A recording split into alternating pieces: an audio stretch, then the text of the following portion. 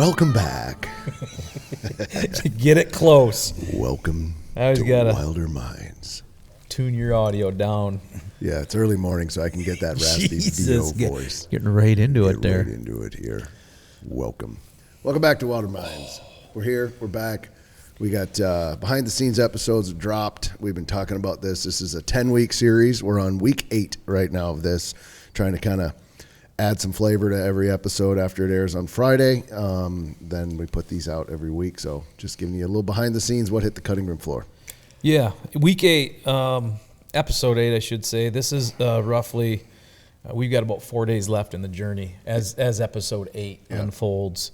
And let's give us a little rundown of where we're at in the whole storyline. So if somebody's just jumping in for episode 8, give us a run through from top to bottom here. Casey, you're up. It's cold as shit. The moose are off the river. They're way up high. We're behind the caribou and we suck. And we don't have There you go. Okay. We don't have any. So that's 8 episodes worth of footage. We don't have any food, and we're running out of rations, and it's and the animals are not running around like we want them to. It's been a fun-ass trip, though. Yeah. But we're telling you guys every single hour of how it happens, and that's what dropped is. So, we get a lot of people that say, man, you guys talk a lot. Well, yeah, what else do you do when you're out there for fucking 30 days and you're trying to tell a story? You talk a lot. That's what happens. And it's the format, too, right? I mean, if we were to condense this, it would be an incredible 1-hour film. Oh. I mean, it would be incredible. But that's not the format that that dropped is. No, this is hour by hour. This is hour by hour, day by day, and,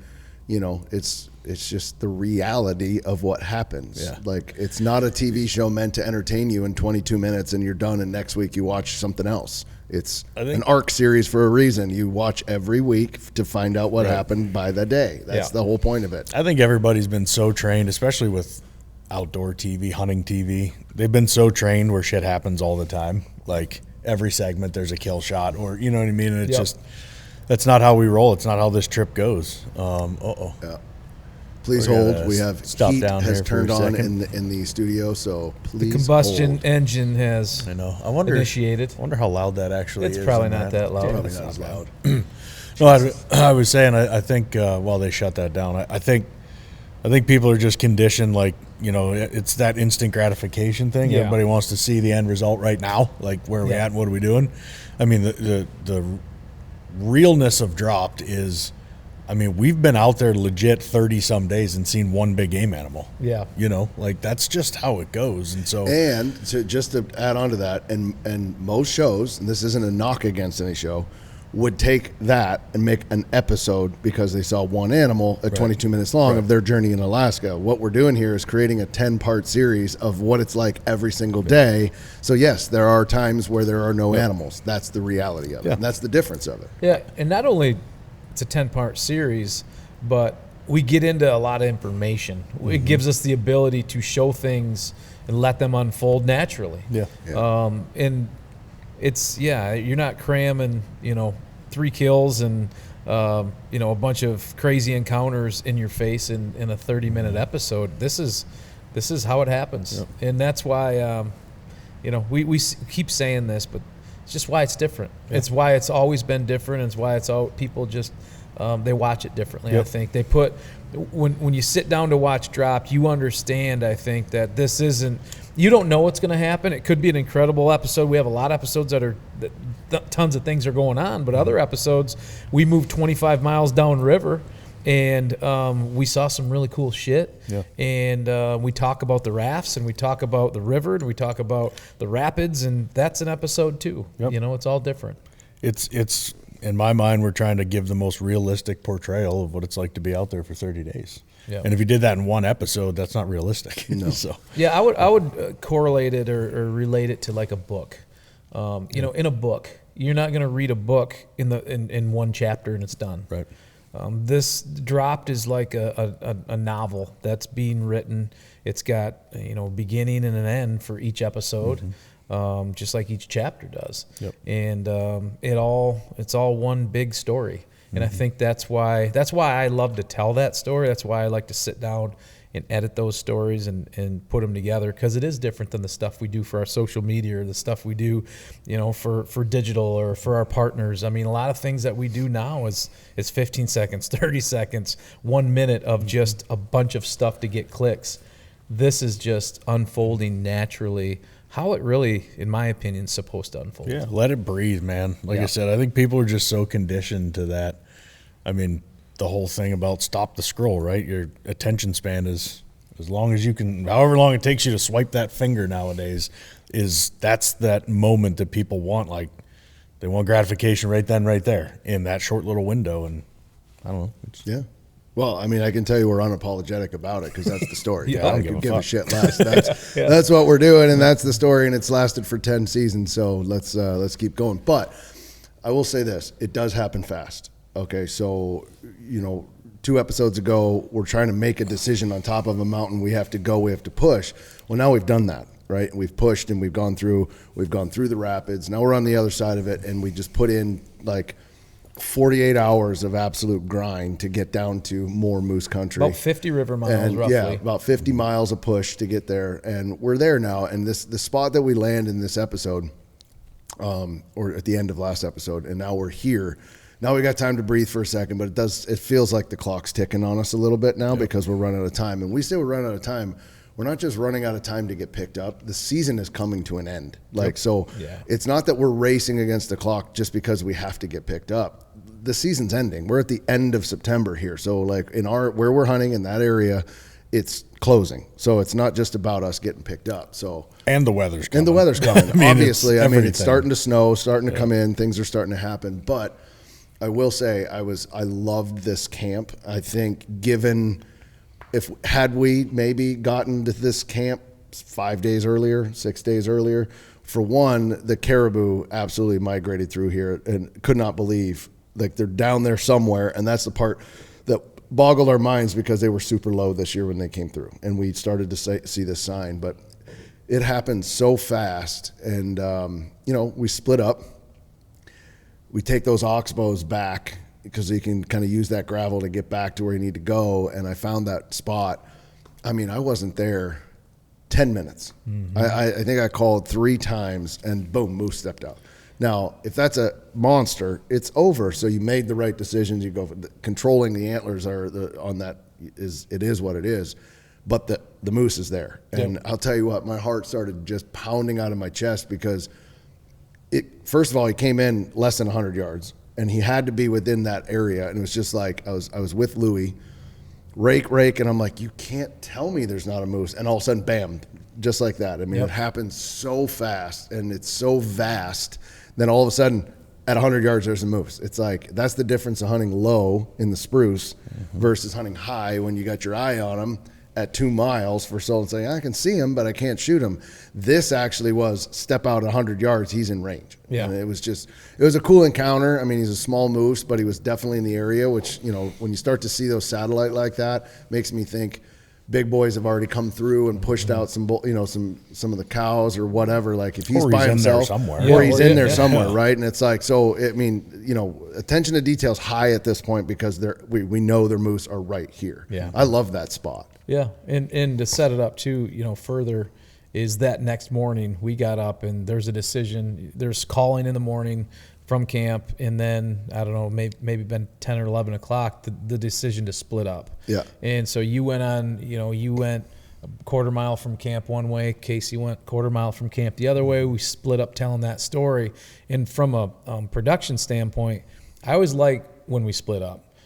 Because it does give you 2 stories and it gives you 2 versions and 2 angles, and it lets it's more dynamic, I think, and it doesn't always set up to split up. I mean, it's kind of, in a lot of ways, it's rare that we can split up. But when you get into that thicker timber and if you have room to move, splitting up sometimes can really help things. Yep. Not only from just the opportunity standpoint from a hunting aspect, but just from the story. Yeah.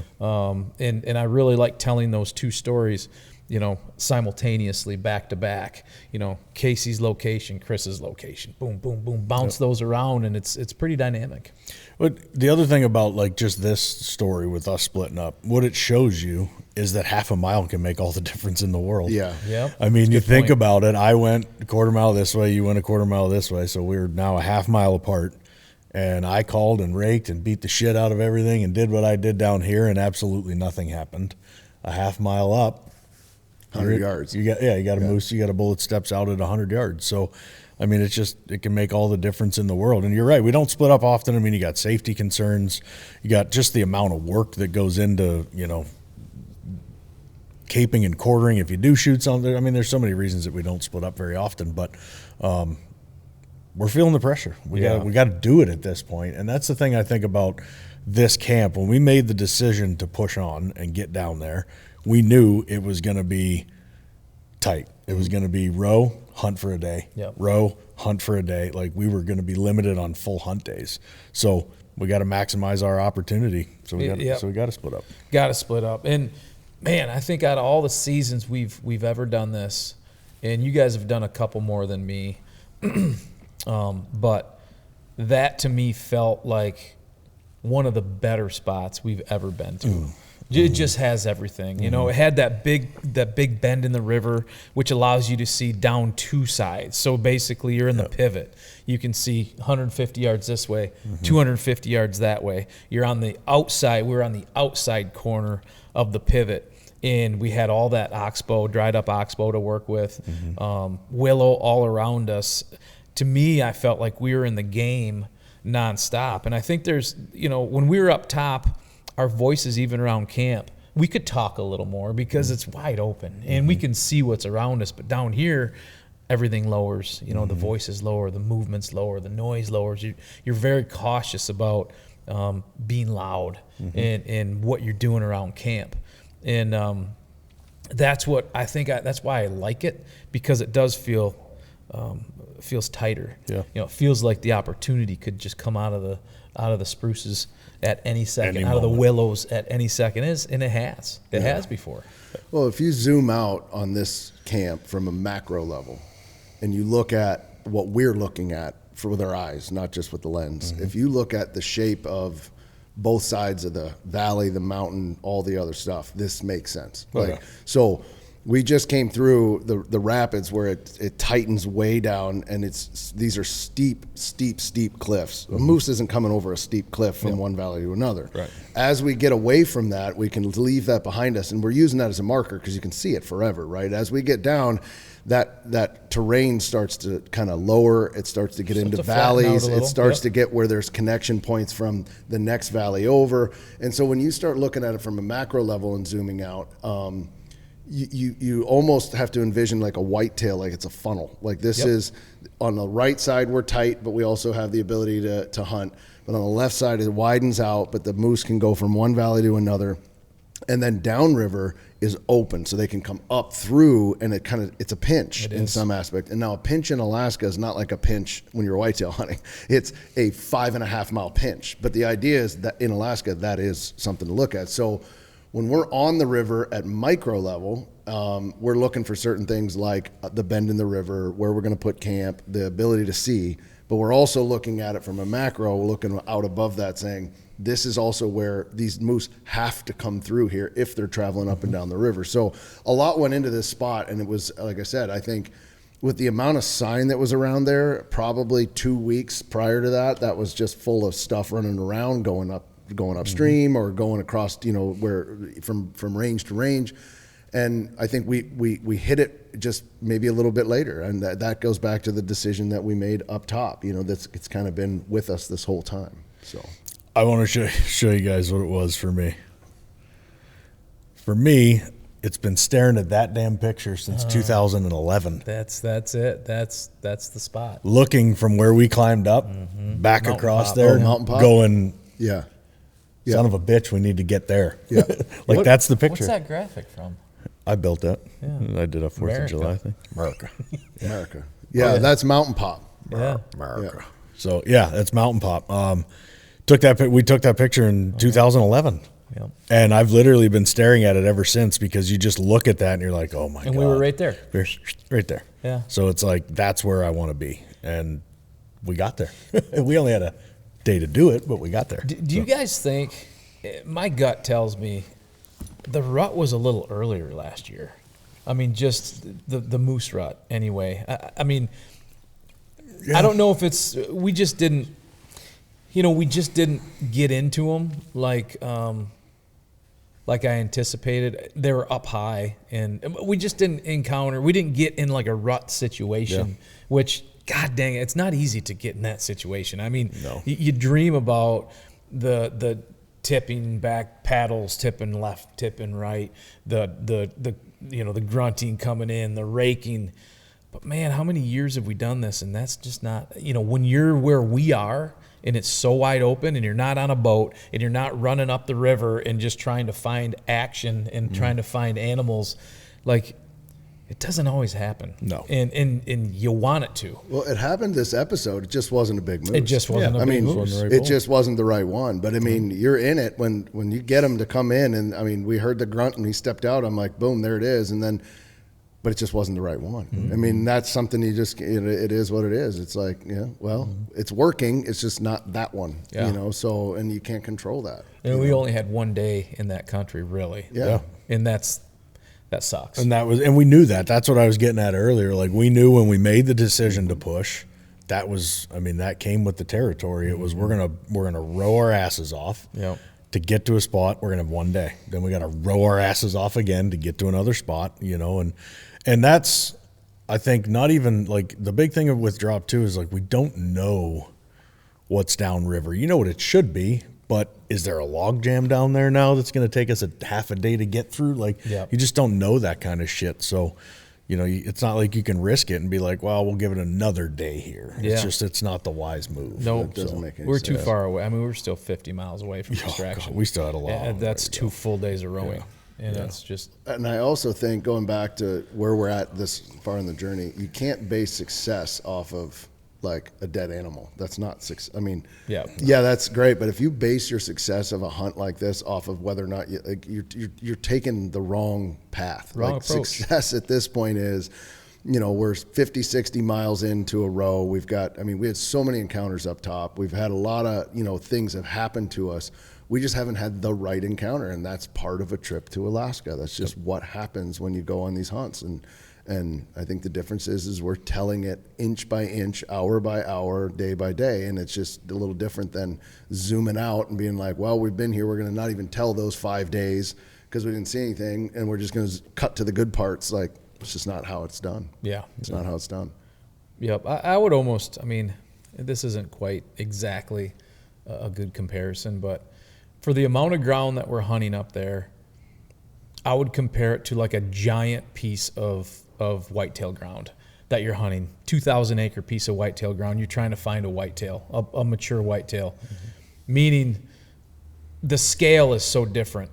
Like the population, we talked about this, the density of moose in that area over the course of 100 miles of river isn't that much. It's really not. And it is not easy finding these things, and especially when you get down into the spruce country, when you literally can't get eyeballs on more than a couple 100 yards around you. You just got to have time, and that's the thing. You need time to tell you the story. The sign was there. We didn't have the time. Yeah. Moose camp is always, my rule is 2 to 3 days. We've talked about that all the time. That's what we aim for anyway. And you can look back at any season and we've been able to prove that it takes that amount of time. In your case, you called this bull, he happened to be right there, bam, right? But a lot of times, if they're not right on top of you, they could take 2 days to get to you. Yep. They take 2 or 3 days to get there. I remember going all the way back with RL on one of those seasons. We went and called from a knob for 2 days. And he was an elk hunter, and he wanted to roll and get after it like they do out west. And I'm like, dude, that's not how we do this up here. Like, let's go back to that spot. Let's call for another day. And if we don't see anything on that third day, then we'll make a move. And there was just no convincing him that was the case. And so we did what he wanted, and we left, and we went upriver, went totally different direction. Guess what happened? We came back that night, looked across, and literally where we called from 2 days, there was 2 giant bulls standing there. Yeah. I mean, standing on that spot. Mm-hmm. You had the same thing happen. I had the same thing happen with Cade. Yeah. You know? We called for 4 days from the knob, and then on the 5th day, we got up there and called, and he stood up. Yeah, whoop, there he is. He stood up literally at 100 yards. He was laying there. Like, he came in like, you were here for so long I could hear you, and now I'm here, and where are you? And as soon as I called, boom, he stood up and was like, whoa.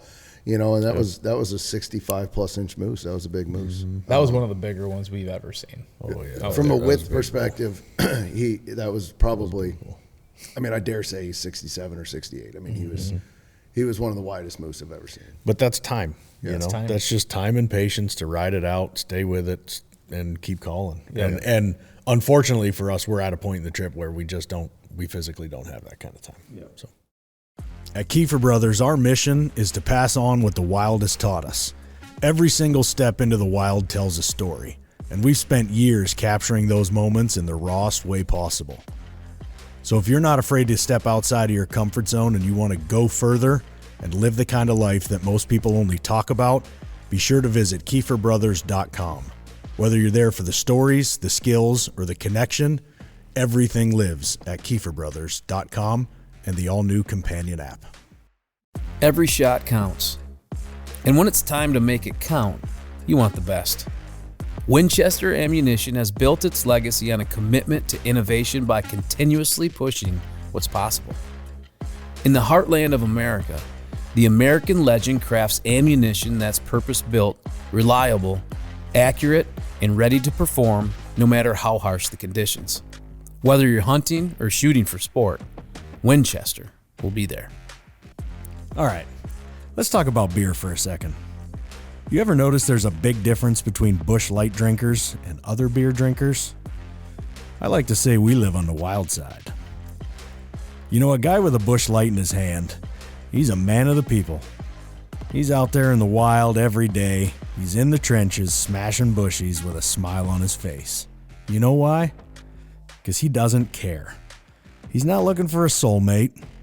He just needs something to wash that damn jerky down. And he's got himself a 12-pack of Freedom in a can.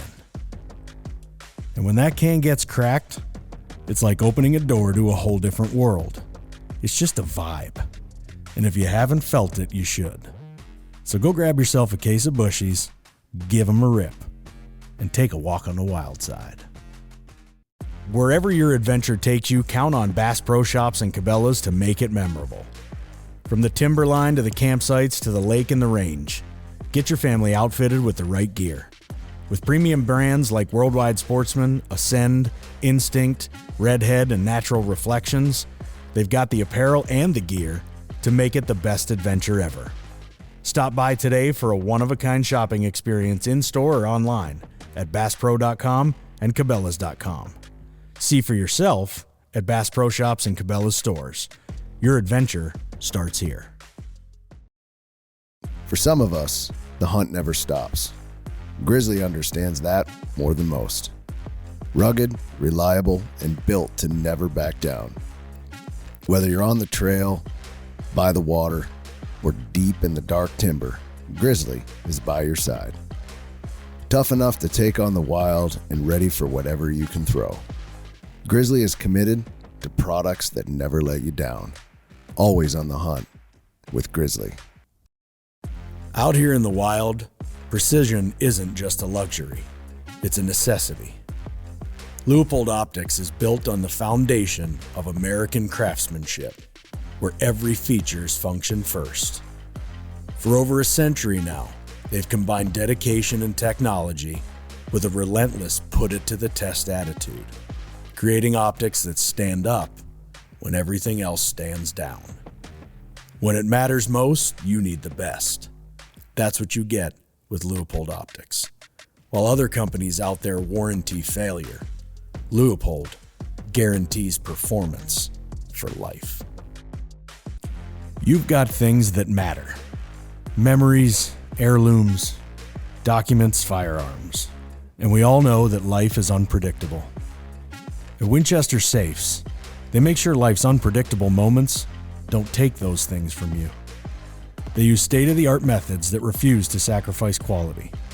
They put everything they have into their products, offering proven protection and peace of mind. There's only one safe company worthy of the title, the American Legend, and that's Winchester Safes. Follow at Winchester Safes or learn more on winchestersafes.com. When you're miles from help, second chances don't exist. That's why we shoot Rage broadheads. Massive cutting diameter, field point accuracy, devastating results when it matters most. Hunt with Rage. Well, I mean, to put it in perspective, we're saying these miles, right? But it's like rowing from here to Detroit. I mean, it's not like, when you think about it, it's like, yeah, you get in your car, you go 50 miles, it doesn't. But when you're rowing like from across the state of Michigan, like from, middle of Michigan to the southern part of Michigan, and you're trying to like get there in a certain period of time. I mean, and by the way, the water's moving, 2 miles per hour, 3 miles per hour. I mean, you're not going 65 on the highway, and you're covering a lot of ground. Now things are going to unfold in episode 9. So bear with us, because you're all going to get what you want here coming up. But the idea is, I was a little bit, this year, I thought we would run into more on river. And I usually, especially from a caribou perspective, but when we started seeing all that sign, I was like, they have to still be around here somewhere, and it's tough too. The only thing I can think of is it was so damn cold. I mean, you guys know how cold it was the day we got there. Yeah. They were just, they knew it, and they're like, we're out of here. Yep.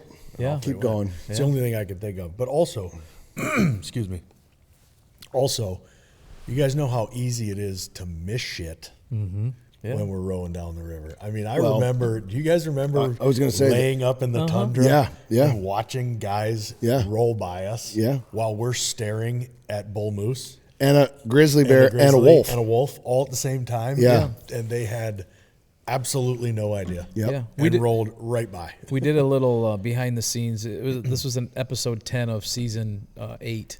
And we talked about that. Yeah. And we were up on a little knob, and we had a wolf, we had a bear, and we had moose and caribou. All in our optics. We could see. In our glass. Yep. And all of them out. We weren't hunting the moose or the bear, but the caribou and the moose were a long ways away, so we weren't going after them. But the point is, they rolled by that and didn't know any of it was there. None of it. And the grizzly was 200 yards off the river, because he was on the kill, and he was right there off the river. And the wolf had made his way over there. And we look to our left, and here comes a crew down on a raft, and we're like, "Whoa!" Yeah, two rafts. Yeah, and we're like, "That's just it's the first time that's ever happened, right?" And we're like, "Whoa!" And then we watched them, and they didn't see us. They didn't nothing. They just rode right on by and kept going. And in the same time, I had the bear and that guy in the raft in the spotting scope. Yeah, and they had no idea that bear was there. So how many times has that happened to us? A lot. I guarantee it. Yeah, Dirty Mike and the boys were up on the rocks. Yeah. Right by it. Yeah. Well, it rode right by it, so it happens. Yeah. I always say the same damn thing, dude. It's a giant haystack, and we're looking for a real small needle in it. Yeah. So. Yeah. But the spot is, I look forward to, we got to spend some time there. As we go, because we're going back. Yep. So we got to definitely spend some time there. It's marked, and I promise you, in the next season, there's going to be 5 to 7 days that are going to be spent at that camp, because it's too good not to. The other thing that was cool, and I don't think we show it in the episode, but the wolves, and listening to the wolves howl from this camp. They're pretty around. cool, because at night, we could just hear them howling away over there. Yeah. Because it's kind of, like, if you think about where we were set up, it's like a bowl almost, kind of like all around us. And so, the sound just echoes in there, which is also why I think from a calling perspective, it's a phenomenal spot, because that call is going to hit that mountain and bounce back. It's not calling into the abyss. So, it's a badass spot. Grayling, would have loved to find some damn grayling around there, but the river was just big, wide, and kind of flat right there, shallow. Not a ton going on. You talked a little earlier about we were low on food, so we did bring some meals with us, and we were really low. I mean, we brought enough, but we didn't bring enough where we had like 2 a day. It was like we're splitting one a day to make it through. And we get down to the nitty gritty, but you have a little secret, that you were holding out on. Why don't you tell everyone what that is? I was so excited for this. If you guys knew how excited I was, because I didn't even tell you. You didn't tell me. You didn't tell anybody. Till that day. Like, what is the secret? And I definitely didn't tell Definitely you. didn't tell me until I put it in my mouth. Yeah. So when I was working back and forth with Justin and Sabrina at On Point, we were talking about some of the meals, and they're like, "Oh, we've done some custom stuff that we do for ourselves when we go out, and we've tried some other recipes." And she said one of the ones that we really like is grits and goat. And I was like, "Wait, come back." And she said, "Yeah, one of the ones that we really like is grits and goat." And I'm like, "So you actually have a meal with goat in it?" She's like, "Yeah." And I said, "I'm going to need one of those." And she's like, "Why?" And so I proceeded to explain the story. So as the story goes, we were in New Zealand, and we sucked. At that point, we hadn't seen a damn animal, I don't think, It's at a all. common theme. Had we? No. I don't think we'd seen a stag, nothing. No. Except for feral goats. And if you know anything about feral goats, they are the stinkiest bastards. So bad. And we were desperate, and Chris went walkabout and decided to go put a stock on one. Yeah. And he smacked a big old billy, but phenomenal. Phenomenal Billy. Yeah. And Big stinky craziest one. hunt though. It's Stinky. like, I stalked him like it was a stone sheep. And then he bat at me at 5 feet, and I was like, I played the wind. I thought I had stone sheep. That fucking feral goat looked right at me like, what are you doing? And then I shot him with my bow, and I was like, oh, we're eating. Except I did shoot a big old Billy. I couldn't get over the horn versus like the meat. I should have thought about it, and I would have smoked one of them little ones, but nope. Right. It was so. Long story short, I could smell them coming from a half mile, and we had to eat this goat. And dude, if people don't realize it, so goat, they piss on themselves. That's what they do, especially when they're getting ready to rut. They literally piss all over their legs, and then they roll in it. They put it in their goatee. Like an elk. Yeah, and but elk has like a different like a musk to it. Like goat is just absolutely rotten. It's foul. Yeah. It is the most foul thing on earth. You smell like it for days if you touch it, and now we have to eat meat that is just completely tainted with it. And so I puked everywhere. I puked nonstop. I think I puked for like 20 minutes. It looked so good. It did look if you good guys on remember, video. I had to cape that thing with a rage broadhead because I forgot my knife. So I used a rage and like basically caped this thing out. I got the meat back, and it looked so good. And I'm not a lamb person anyway. Yeah. And this is not lamb by any means. This is goat. Yeah. And but it looked so good. And it was like, yeah, this is going to be unbelievable. And then right when you got the fork about here, it was like, whoa. Like it has that piss, pennies, aroma, blood smell it's to just it. It's just infused like with this it. infused. And it was like, whoa. And I remember you eating that and going, and then immediately when you started gagging, then I'm like, it's not bad. And then I just started gagging. I couldn't stomach it. And we've got some pretty tough stomachs. That was the worst. I tried 3 times to swallow that. I swallowed it and it came up once. I did it again. It came up again. I swallowed it a third time, and then it had to come out. at that point. Your cough was like a hellacious cough. Like when it was a wheeze. It was, I've never heard, it sounded like someone was dying. It was terrible. It was bad. Ever since then, I can't be around like that smell. And again, lamb chops in a restaurant, can't do it. No. Like immediately and my wife loves lamb chops, and she'll get them all the time. And she's like, "You want to bite them?" I'm like, if it's at the table, it makes me gag just based on that. Yeah. And so now you go get some goat. So and grits. fast forward. Yeah, 8 fast years, forward. 10 Now, years 10 later. years later, Fast we're forward 10 sitting years there. later, Yeah. he forced me to eat a goat, and I'm like, well, I'm going to make him eat a fucking goat. That's how this is going to go, and I'm not going to tell him. Yeah. So I got the yellow grits and goat, and pulled a little prank, and cooked it up and handed it. And it was funny because when you and I were in the tent, we were game planning how we're going to do this. I feel like he knew something was going. I knew something. I was I feel like, like he knew something was going down. What are they making? Like, what is it? Like, and then in my mind, I'm like, do they have like gourmet? Do they save it? Is this the time they're going to pull out like a fillet or something? Like, what is it? And then you're like, here. And I'm like, I looked in that bag. I'm like, what is it? Like, I couldn't tell. Because I'm not a grits guy. I'm not a Southern guy either. So the grits were even like, what is this consistency? Yeah. So the only shitty part is it was fucking delicious. I know that it was good. So I wanted it to suck. I know. It was like pulled pork almost, but it had just enough where I was like, what is this? Now, again, it was good. Yeah.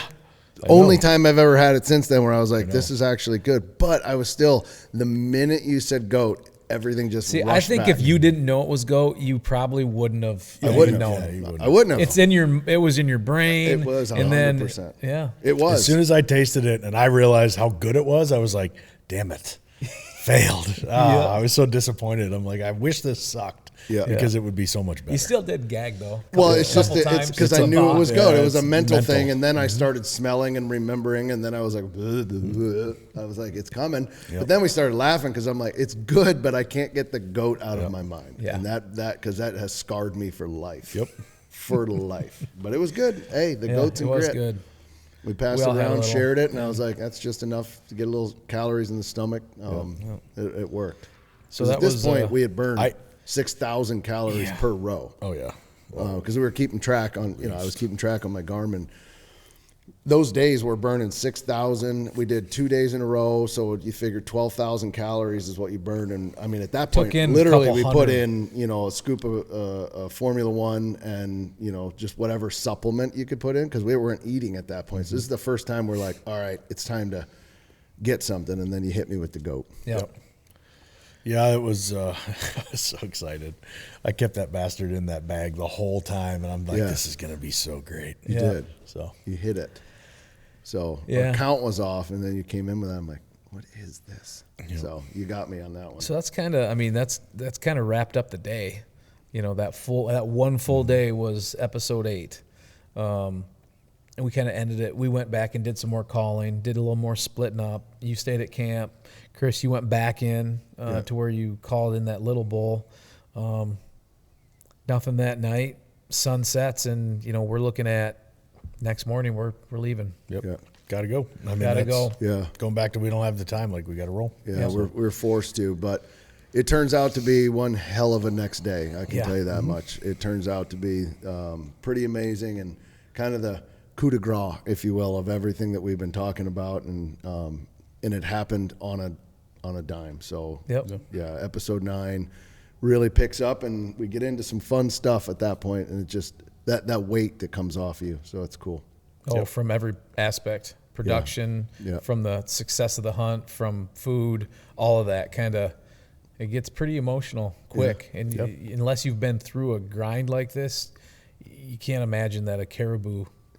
Or an animal, or a moose, or whatever it is, can create such emotion. Yeah, it's pretty amazing. So great spot, great idea. I mean, it paid off. It just needed to be a bigger moose. But it would have been an amazing turn of events there to land there and knock one down. But definitely made the right decision. We're on the river. We keep going, and it's just it's all part of what it is, man. Got a hell of a lot of intel for this fall. Yeah. Yeah, and you know what? That's a good point. Sometimes you just you gotta do it and learn it, and then apply that for the next time that we're on that river. And like you said, I mean, we had a lot of spots marked that once you've been down through it, now it's like now we know exactly. And this one, remember this had been years since we'd actually gone through there, so you anticipate what's used to be there. Now that we're within a year, we know what's there. And so there's some way different strategy going into up top, down low, middle section, the places to camp, where we can go. And now it's like, all right, we've been there. So even places that we floated by, that we marked to say this could be an option based on when we would leave, how we do it. I mean, you're gathering intel the entire time you're rowing. And when you do that, it shrinks everything too. It makes it more consumable. You can see it a little more clearly. It's not as big of a bite. Right. you can now put it together in your head. Like for me, then the confidence, I think, too. Not that there's no confidence going into everyone, but this one, it's like going back to your home ground, your home property. Yeah. You've got history, you've got story, and in your head, the puzzle's put together. So for us, coming up next time, I'm very confident we'll make the right decision for a lot of these marks that we've made. And barring Alaska doesn't do what Alaska does, it should work. Yeah, You know what I mean? should. Yeah, because there's always that wild card of, is she going to do what she going to do? Yeah. So. It should work. So, Yep. well, nothing crazy on this one, guys. It's just, this is kind of the stories of what happened, and we're going to keep doing this, and then we're going to get back to the regular Wilder Minds as we go forward. But we're getting towards the end now. The journey is starting to kind of close in on us. We got 2 episodes left, and a lot of stuff happens in 44 minutes of television in the next 2. So it's going to be a lot of fun for you guys to watch, and certainly appreciate what you've done so far. Check it out, KeeferBrothers.com. Join us, YouTube, putting a bunch of stuff up there right now. Anything else we want to mention before we hit the road? Nope. This is a quick one. You listen to this on the way to work. Yep. Yeah, that's this good. is a 30-minute guy because we're going to get to the meat and potatoes next episode. So thanks for listening to Wilder Minds. Mama say it's a new day song.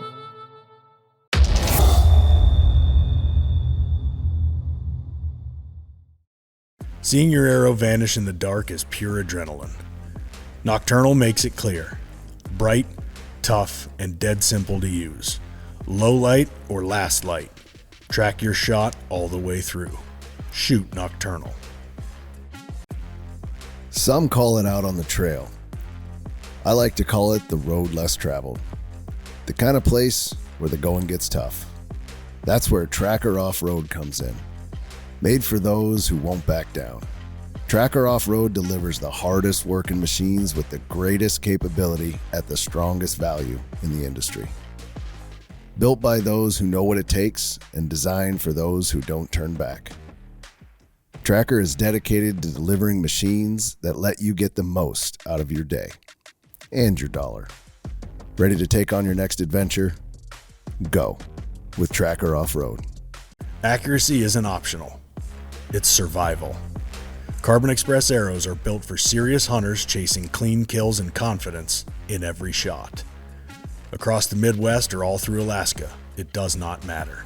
Hunt hard and shoot straight. Carbon Express.